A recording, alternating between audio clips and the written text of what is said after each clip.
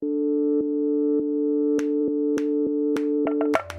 went viral. It was everywhere. It's very, very foreign to Arab culture to talk about personal things publicly. 12 years before that, I was under the bombs of Beirut. I didn't go to therapy. I think I should. This is Al Empire. Stories of exceptional Arabs around the world and their journey to the top. Hey, I'm Hiba Fisher. And I'm Dana Balut. And today on Al Empire... Okay, let's start at the very beginning. Please introduce yourself. Hello, my name is Andre Haddad. I'm a Lebanese French-American. I was born in Beirut 47 years ago. Andre Haddad is an entrepreneur and CEO of the peer-to-peer car-sharing company Turo. The idea behind Turo is pretty simple. You have a car, you're not always using it, so why not make some money off of it instead of just leaving it parked? Turo has raised $437 million, and Andre's previous company, iBazaar, he sold that one to eBay for $140 million. Yeah, so I met up with Andre at a startup conference called TechWedi in San Francisco in January of 2019. And actually, this episode is made possible in part by TechWedi, which is the bridge between Silicon Valley and the Middle East. So at this conference, Andre and I found a quiet room off to the side of the event, and we started talking. What was your childhood like growing up in Beirut, and what kind of a child were you? I had a pretty sort of non-eventful childhood in the early years before the war started. Andre is talking about the civil war in Lebanon, which stretched a long 15 years, from 1975 to 1990. I was only 4 years old, so I can't really remember life, before the war. Because of the war, of course, there was a lot of uncertainty. So my childhood, I would say, was typical of, a Beirut kid childhood living in those years. The war was not a constant feature of our lives, but there were some really challenging chapters. It was sort of on and off.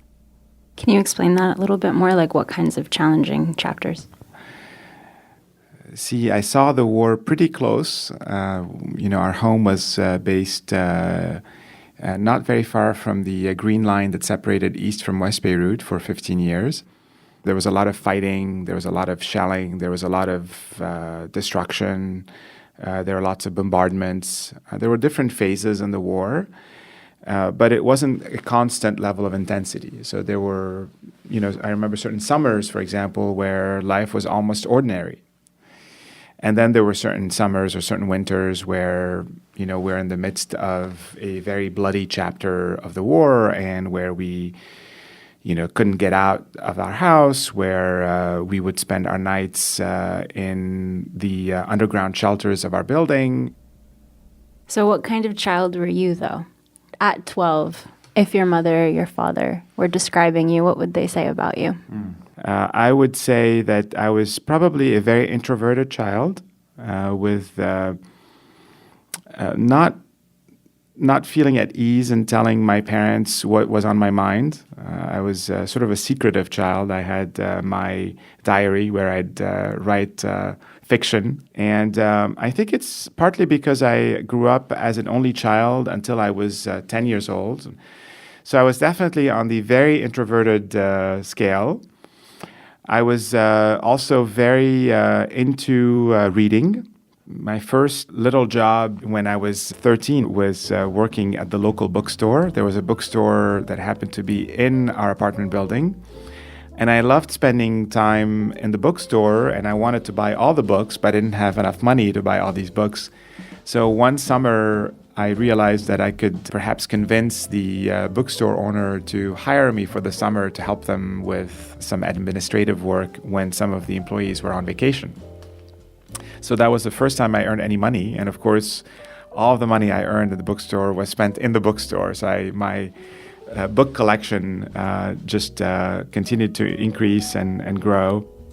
A year later, I really got into the world and, the world outside of Lebanon. I was introduced by a family member to The Economist magazine when I was 13, and I started buying every week The Economist magazine. My parents thought that was interesting. It was like they didn't expect, a 13-year-old to be reading The Economist.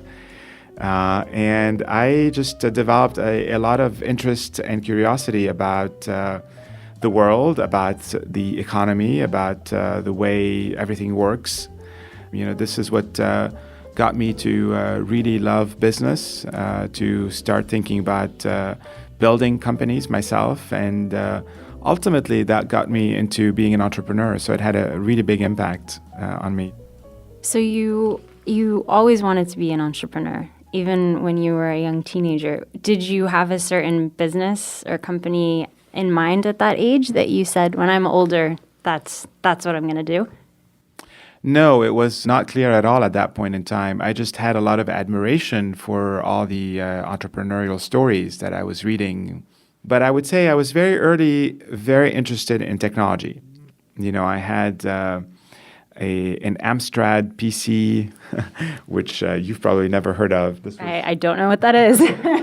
Amstrad was a UK-based company that got quite popular in the late 70s, early 80s by selling kind of personal computers before the era of, Intel and Microsoft.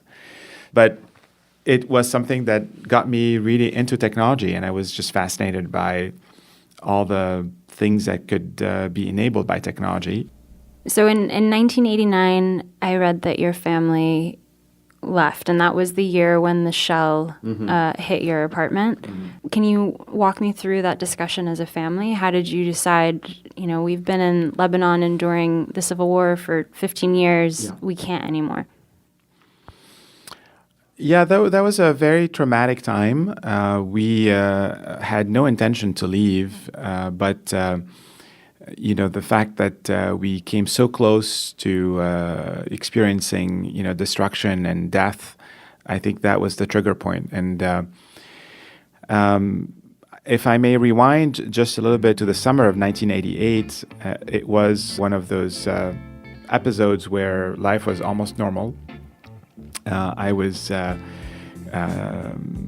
actually during that summer a radio DJ in one of the FM radios in Beirut. And during that summer, though, the most exciting event of that summer of 1988 wasn't my twice-a-week DJing sessions. It was actually the upcoming wedding of a cousin. So this was my cousin Samir. He had left Lebanon many years before that time. He was 30 at that time, I think, when I was 17. And we had the kinds of conversations that you never have with your parents. His cousin Samir encouraged Andre to think about his future, about a future possibly outside of Lebanon. So fast forward to March of 1989, when I think the last episode of the Civil War started, and probably the bloodiest one. That one lasted for almost 9 months. The schools were shut down. They were shut down until the month of June. There was intense shelling every day. Many people died on a daily basis. It was one of those such awful episodes of the war, indiscriminate shelling. All of people who were impacted were innocent. There was, there wasn't like an army versus another army, or it was just terror. It was really terror. So it was one of the most frightening times that I certainly remember. We were staying with my grandparents. This was when our house was bombed. Our apartment building was hit by a shell, and thankfully we were actually sleeping that night in the underground shelters that were underneath the building. So we were safe, but our apartment, which was based in the building on the 4th floor, was actually hit by the shell. And I called my cousin Samir. I told him, you remember the conversation we had last summer? He said, yes. I told him, can you help me get into a program that would get me into a business school in France? Because I think we had decided that it's probably the right time for us to move on. And he was telling me, well, you need to be ready for some sort of an exam if you want to continue your education next year in France. And at that point in time, there was no school. So I started studying on my own. So I continued going through the program on my own. And in June, there was a little bit of a lull, a ceasefire that was declared, and schools reopened. The baccalaureate was supposed to take place in June. And of course, it did not take place in June because the schools were closed for almost 4 months. So we had a couple of months of intense studying between June and July and part of August to sit for the baccalaureate at the end of August. Got my results in early October, and mid-October I was in Paris. And what was that plane ride over like? Do you remember what you were thinking? I was excited and frightened at once. I was worried about just all kinds of things. This was the first time I was going to be living on my own without the family around me. Everything from finding, a place to live to, the logistics of, having a bank account in a foreign country, having a credit card, having a phone line, a lot of things that you never sort of think about when you're a child. And that, of course, comes on top of, sort of the grueling program that I was going to be part of that was sort of a competitive entrance program for the top business schools in France. The first 3 months were just incredibly tough. I was very lonely. I was not comfortable. I didn't feel like I knew how to communicate with people. Even though I spoke French very well, I didn't speak the sort of the colloquial language. And I, of course, had no real understanding of the current cultural landscape in France.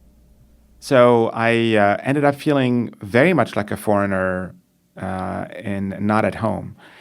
So there was no one that I could really connect with that could share some of the experiences and could help with that transition. I was on a real budget. So I remember at that time I was living in a very, very tiny room with shared bathrooms with 3 other rooms. And I did not have a kitchen.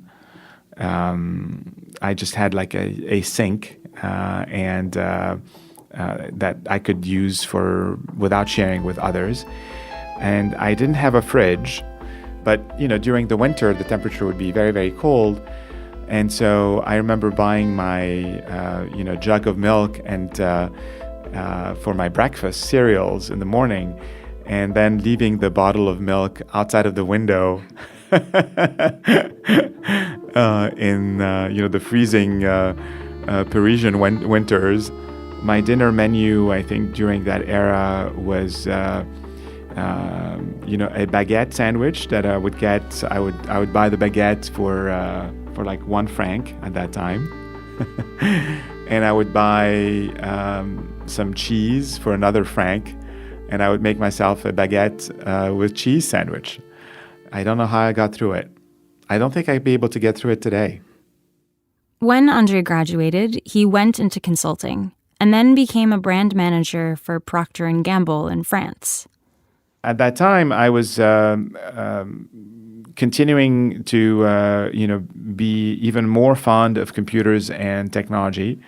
I had an internet connection at my place in Paris back in 1996, which was very early. It was very expensive and very slow. This was the era of the modem connections at 14K kilobips. You'd turn it on and then go make a sandwich and come back. Exactly. Now that I was, started to earn some money, I thought I was ready. I was ready to spend some of the money. But of course, I wanted to be, thrifty with my music expenses. So I was looking to find music cheaper than in the stores. And one night I was online and I discovered eBay. And eBay was very early back then. That was in 98. And it was only based in the US. There was no eBay anywhere else. And but they had all the great music, and there was all these used CDs that I could buy for cents on the dollar, compared to going out and buying the brand new CD in the store. And there was just an incredible arbitrage opportunity because the dollar was so low compared to the French franc that when you took and there was no taxes paid, unlike the CDs that you'd buy in a store in France where you have to pay VAT, the value added tax. So net, including I did my math, including shipping costs, which were expensive. I'd be able to buy these CDs for half of the price. And they were used, but it didn't matter. What mattered to me was the music. So I started getting these boxes of CDs from sellers based in the US, and I started accumulating my CD collection, and there wasn't a great way for me to actually sell it back because I couldn't list it back on eBay.com. And that's where I thought, well, this is just an opportunity for me to to start something similar to eBay but in France. And I started talking about this idea with some friends, and of course I mentioned it to my parents. They thought I was insane. They said, "What do you mean strangers are going to buy stuff online, and send checks to one another in the mail?" I said, "Yes, that's actually how it's going to work." A quick break from our story today to tell you about another Kerning Cultures Network production, our inaugural show, which is also called Kerning Cultures. In it, we tell stories from the Middle East and its diaspora, like the story where we follow a Lebanese cave diver into the depths of the deepest cave in the world, or when we look at the question of, logistically, what happens to our bodies when we die in a foreign country. They're the kind of stories that will transport you into other worlds, across the Middle East and the spaces in between.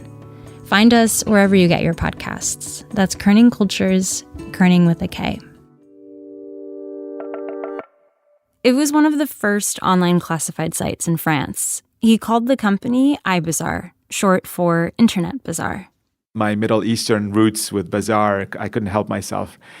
It really is a bazaar. It was an internet bazaar. It was, it was great. You could list anything, including music, of course. So I started being a seller and a buyer, and you could sell or buy anything really online. And fast forward a couple of years, it became a really big success story. How did you learn what you needed to build the company? How did you learn what you needed to know to build a startup? I didn't know anything. And I made so many foolish mistakes. But it was the era where even if you didn't know, no one else knew anything. So even if you marginally knew a bit more, or if you were flexible enough or curious enough to learn, you'd be ahead of everyone else. Because frankly, the rules of, building an internet business were not written at that time. My role in the early days was based on my personal experience as a user of eBay, was to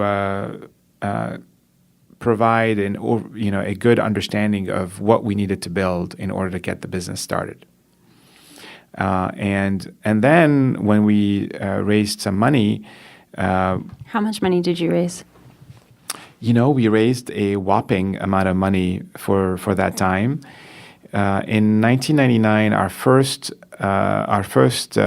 Series A, we raised 80 million French francs, which was the equivalent of $15 million.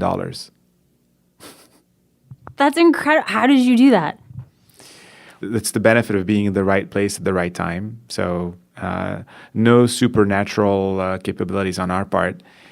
The benefit, I think, of those were the days of the bubble. A lot of money was going to the internet. A lot of people were looking at the internet as this new El Dorado that was going to be worth billions, and so we did our sort of business model, and I remember we showed numbers that showed that the business could be generating tens of millions of dollars in revenue in like year 3, year 4, and then you compound all of that, you get investors who might be willing to make the bet.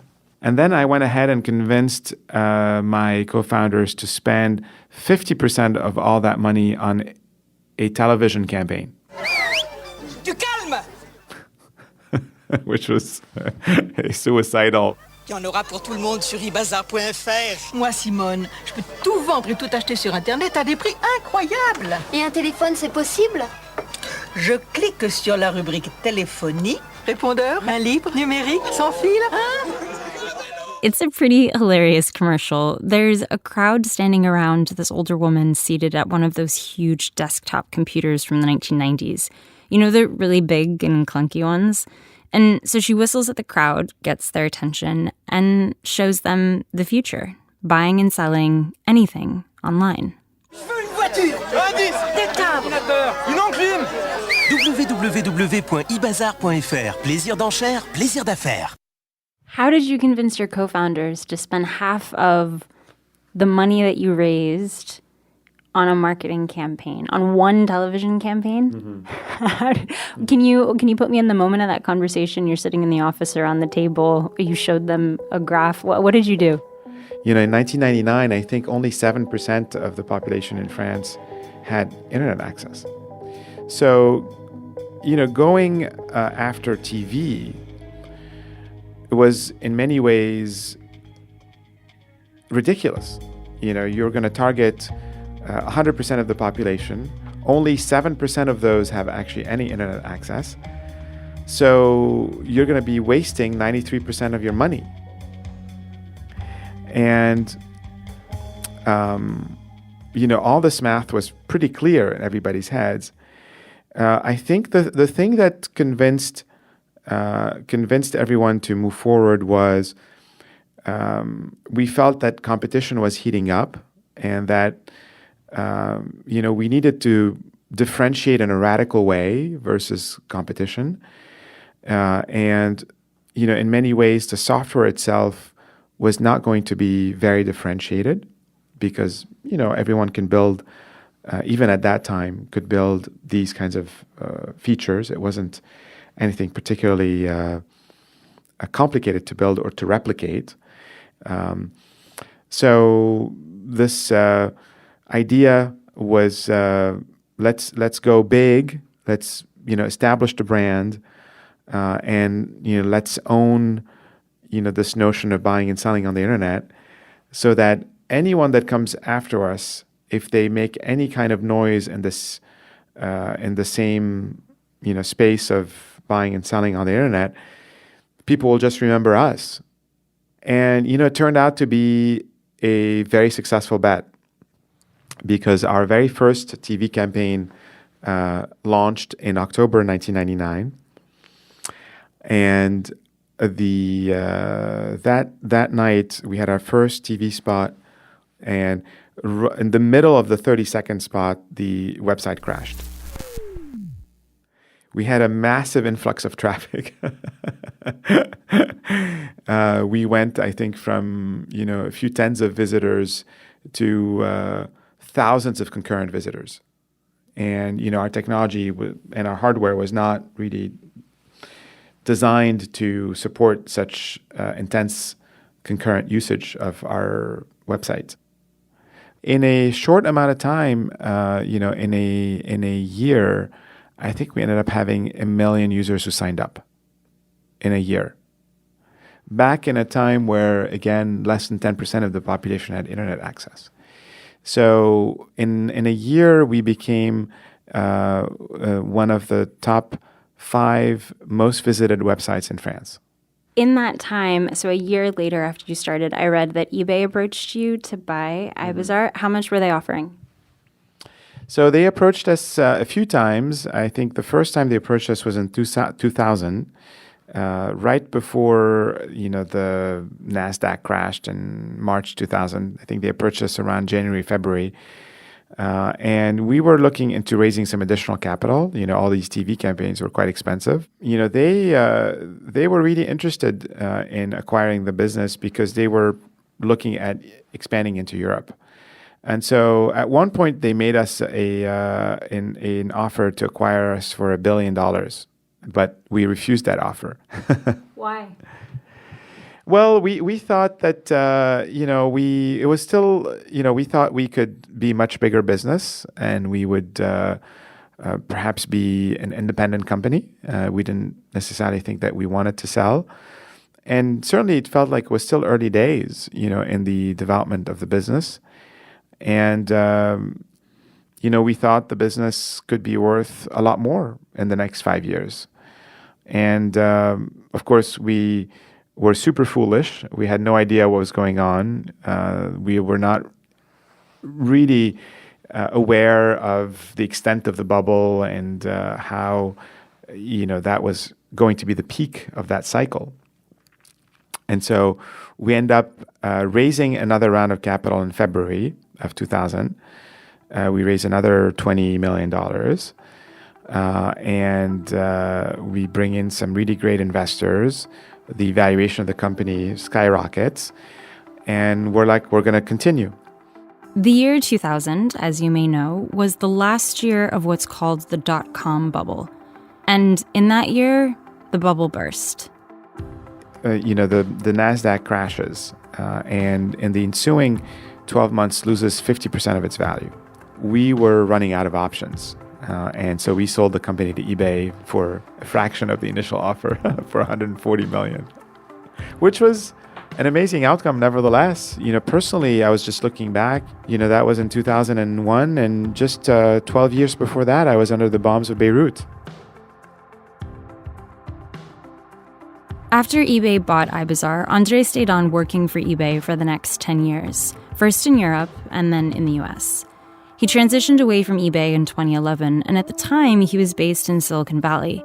And it was there that he heard of a new company, Turo. So the first time I heard about Turo, which was called Relay Rights back then, was through an investor friend of mine who had already invested at Turo, and he wanted me to meet Shelby Clark, the founder of Relay Rights, Turo. And this was in the early summer of 2011. I had just left eBay. I left in April 2011 after 10 years at eBay. I didn't really have any reason to leave, but I really wanted to just take a break. Our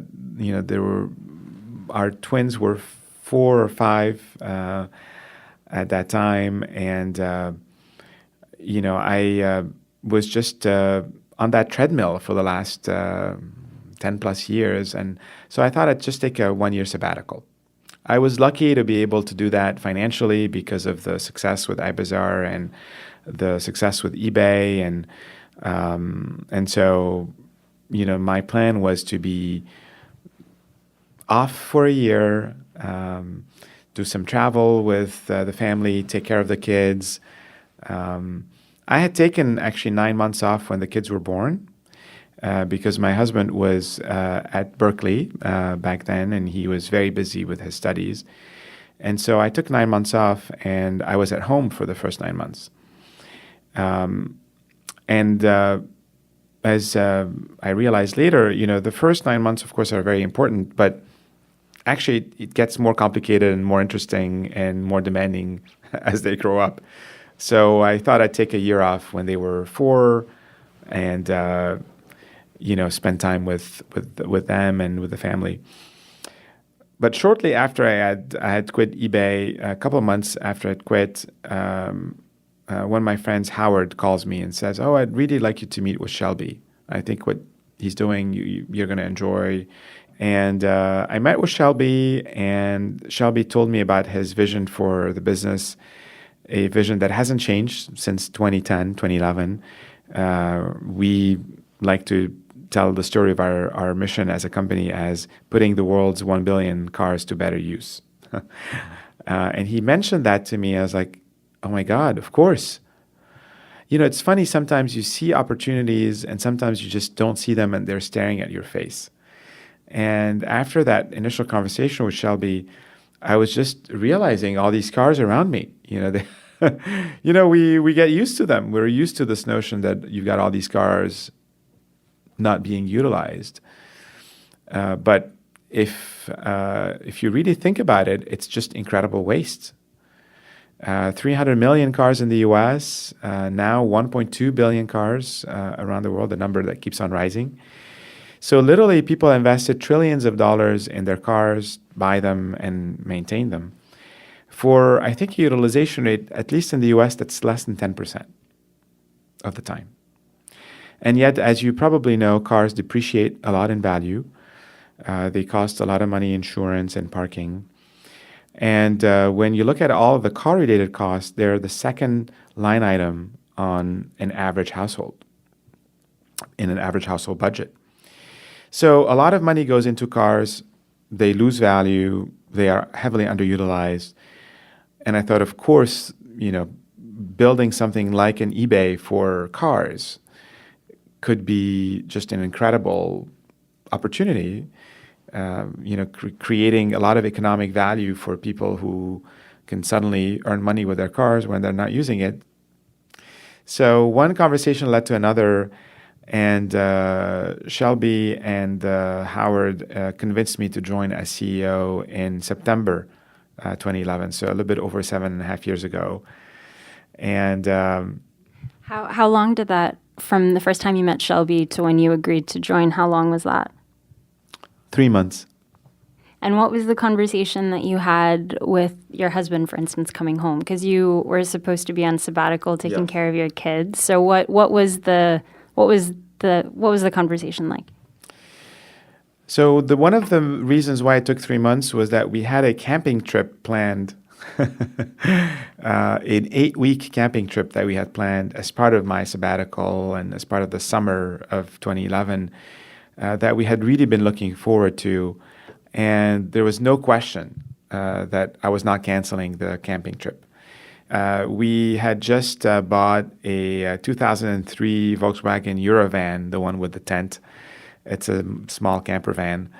And we were determined to go on this, trip with the twins and to visit all of the beautiful national parks.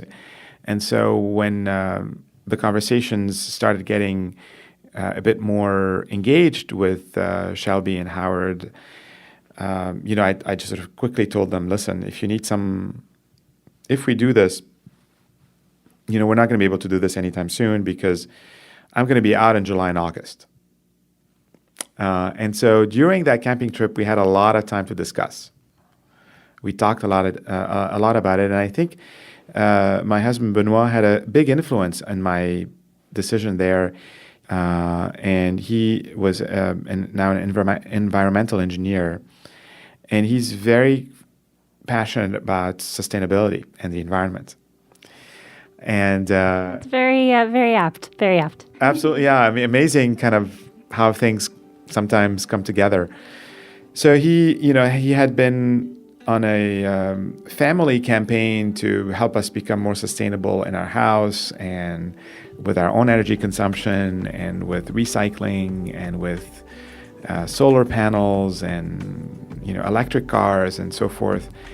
And so as we were talking about the opportunity, he's like, yes, of course you must do this. This is a great idea that is going to create a more sustainable future for us as a society. And we talked a lot about it, and he was instrumental in sort of pushing me to do it. So Turo has raised $437 million in funding. As of 2018, there were 300,000 cars listed on the platform, and they had 10 million signups. This is a little bit morbid, but it's instructive, I think. What would be the first 2 lines of your obituary?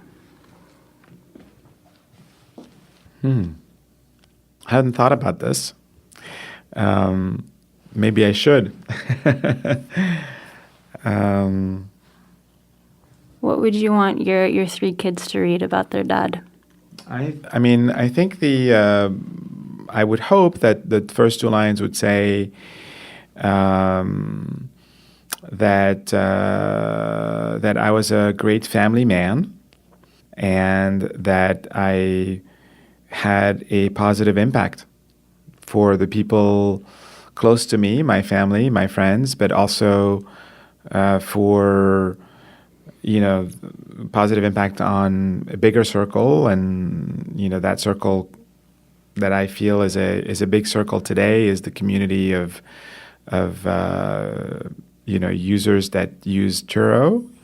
Last year we generated $250 million in revenue, and 60% of that went into the pockets of the car owners that listed their vehicles.